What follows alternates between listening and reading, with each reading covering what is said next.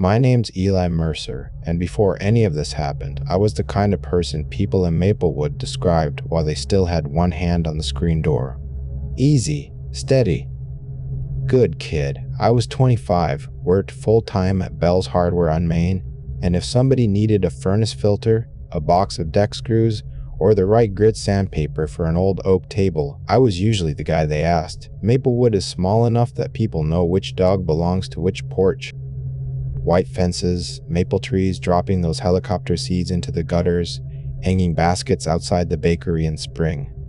On summer evenings, you can hear screen doors slam shut all the way down Elm Street, one after another, while people call their kids in for dinner. It's that kind of place. That Sunday, I was in my duplex on Willow Lane with a bowl of stale pretzel twists on my lap, watching Kung Fu Panda for maybe the 12th time. I'm not even embarrassed about that. I like that movie. I like the training scenes, the rhythm of the fight choreography, the dumb little jokes. My old Vizio had a faint green line through the bottom left corner, and the ceiling fan in the living room clicked once every time it turned because one blade was slightly bent. I remember that because I kept noticing it during the movie. Click, click, click. I'd worked the opening shift the day before, and my feet still hurt. I had my boots off, my socks half gray on the bottoms, and I was leaning back in the recliner my uncle gave me when I heard shouting outside. At first I didn't move. Elm Street carries sound in a weird way, and sometimes you hear people talking 2 blocks over like they're standing at your mailbox. I figured it was kids screwing around or one of the Morales boys trying to start his dirt bike again. Then I heard shoes scrape hard across the pavement, and a voice with that tight, raw edge people get when they've already said the same thing 6 times and are about to do something stupid.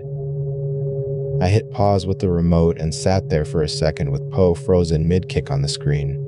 I even remember thinking, seriously, the timing. I went out the front door still wearing my socks and had to turn around for my work boots because the concrete on the steps was hot enough to sting. By the time I got to the sidewalk, a woman from 2 houses down had her phone out, not filming, just holding it in front of her the way people do when they want to be ready. The whole block had that pulled tight feeling a street gets when everyone is pretending they aren't all watching the same thing.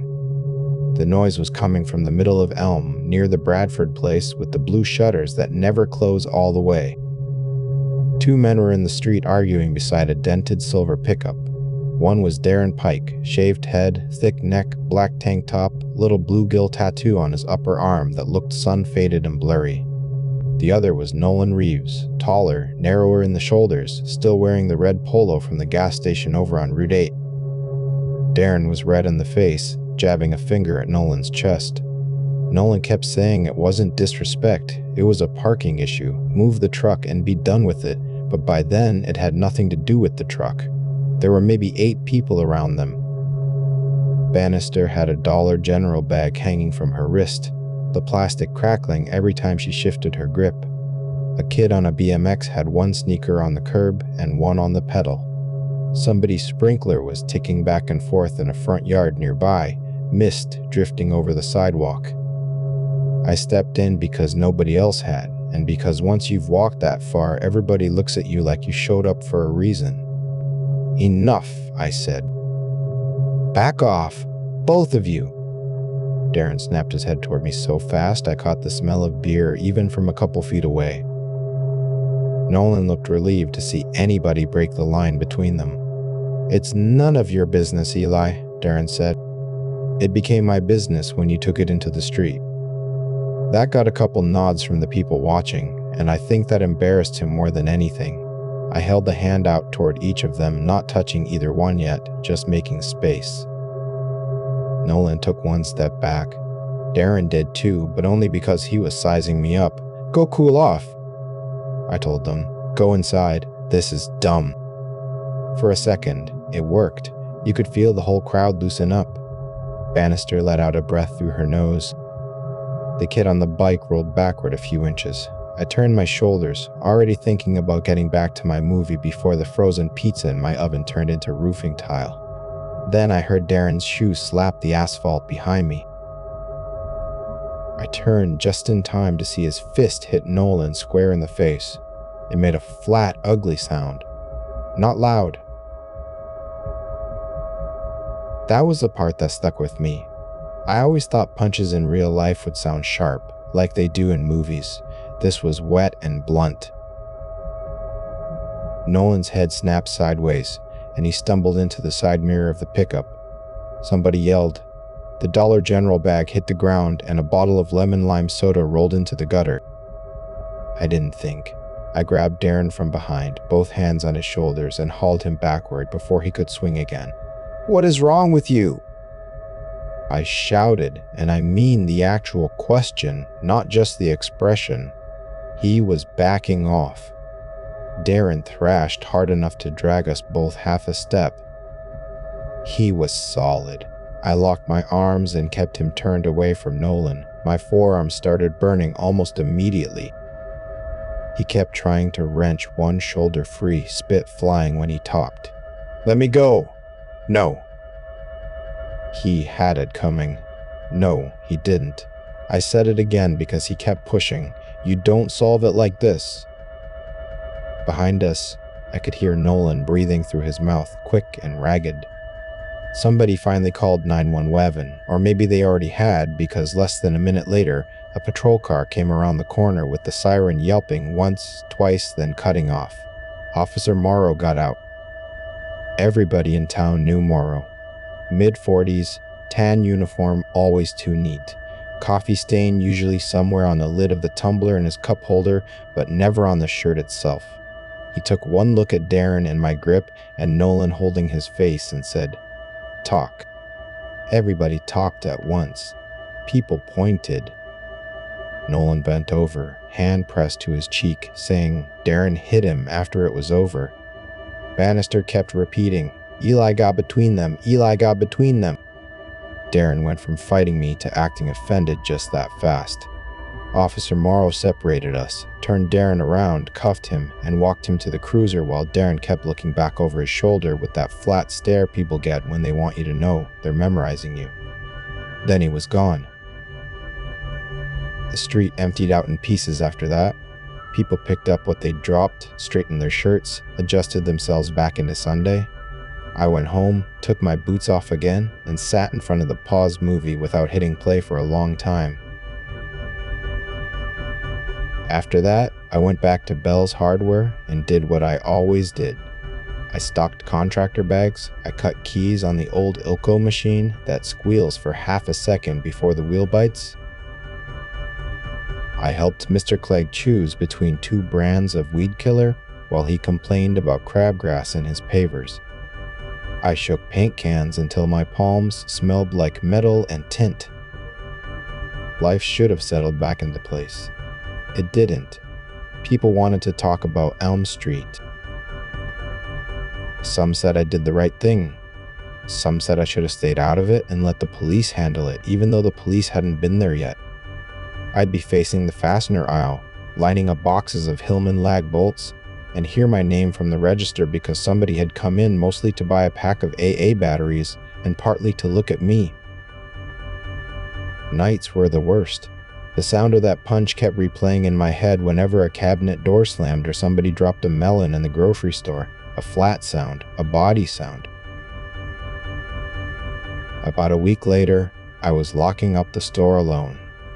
Bell had left early to drive his wife to a dental appointment in Fairview, so it was just me pulling the grate down over the front window and turning the deadbolt with the brass key on the red floating keychain. I heard footsteps on the sidewalk behind me and turned too fast, key still in my hand. It was Nolan. The bruise on his face had turned deep yellow around the edges, with a darker patch under the cheekbone. He had one hand in the pocket of his work jacket and looked embarrassed to be standing there. "Hey," he said, "I just wanted to thank you." I told him he didn't owe me anything. "You stepped in," he said. Most people just stand there. I shrugged because I didn't know what else to do with that. We're supposed to look out for each other. He nodded, but not right away. He looked at me for a second longer than normal, then said, "Yeah, we are." He left after that. No handshake, no big speech. Just the two of us under the buzzing open sign that I still hadn't switched off, moths throwing themselves at the glass. Weeks went by, and the whole town started acting like Elm Street had been some kind of test we'd all barely passed. There was a cleanup day along Miller Creek, a cookout in the little park behind Town Hall where the hot dogs split down the middle on the grill, and kids ran around with red popsicles staining their fingers. Bannister organized a block watch meeting and made a tray of baked ziti that vanished before sunset. People talked about unity and stepping up and not letting things fester. My name kept coming up in those conversations, which I never liked. I sold hammers and furnace filters. I wasn't made for speeches. But once people decide what you stand for, they don't ask much after that. What I did notice, and I spent a long time trying to explain it away, was how often I heard my own words coming back to me. We look out for each other. I heard it from Nolan outside the post office when somebody helped him load mulch bags. I heard it from Mrs. Bannister at the bake sale when a little kid dropped $1 and she picked it up for him. I heard Mr. Bell say it to a customer buying weather stripping. Same words, same order, same pause before the last two. At first, I thought I was only noticing because I'd said it. That happens. You learn a word and suddenly everybody uses it. Fine. But then people started smiling when they said it, and holding the smile a little too long after the sentence was over, lips parted, eyes steady, like they were waiting for me to answer with something I'd forgotten. Still, life kept moving. The leaves came in thicker. Lawnmower started up every Saturday morning. Somebody repainted the bench outside the pharmacy. Maplewood looked cleaner than it had in years. One afternoon, maybe a month after the fight, I walked down Elm Street on purpose. I told myself it was because it was a nice day. Warm sun on the pavement, a basketball thumping in a driveway, the Bradford's wind chime tapping softly against the porch post. Kids were out in the yards with chalk and plastic bats, and from a distance it all looked so ordinary, it almost embarrassed me that I'd made so much out of one bad Sunday. That was the closest I came to feeling settled again. Then I heard somebody call my name. Officer Morrow was coming up the sidewalk in his uniform, one thumb hooked in his belt. He gave me that tired half smile he always wore when he was coming off a call and pretending he wasn't. "Eli," he said, "been meaning to catch you." I waited. "What you did that day," he said, nodding toward the patch of street where it had happened. "That mattered. Not everybody steps in." I looked past him at the place beside the curb where the lemon-lime soda bottle had rolled before Mrs. Bannister picked it up. "Seemed like somebody had to." He smiled wider. "People like you are why this town stays what it is," I said. "We're all in this together." The second the words left my mouth, I wished I could take them back.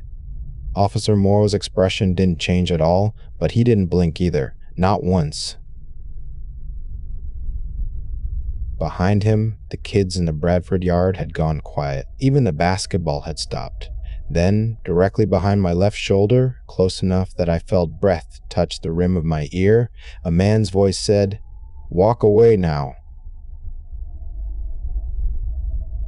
Darren's voice, hoarse, amused. I spun around so fast my heel skidded on the sidewalk. Nobody was there. Just the sunlit street, the chalk drawings on the concrete, a tipped red tricycle near the curb, and the sprinkler clicking over Mrs. Bannister's grass. When I turned back, Officer Morrow was still standing in front of me. Same stance, same half look of his thumb in the belt, same smile, held there until the skin at the corners of his mouth looked dry. In Nolan's voice this time, without moving his lips the way a person should, he said, "We do look out for each other here." A screen door slammed somewhere behind me. Then another. then another, one after the next, all the way down Elm Street.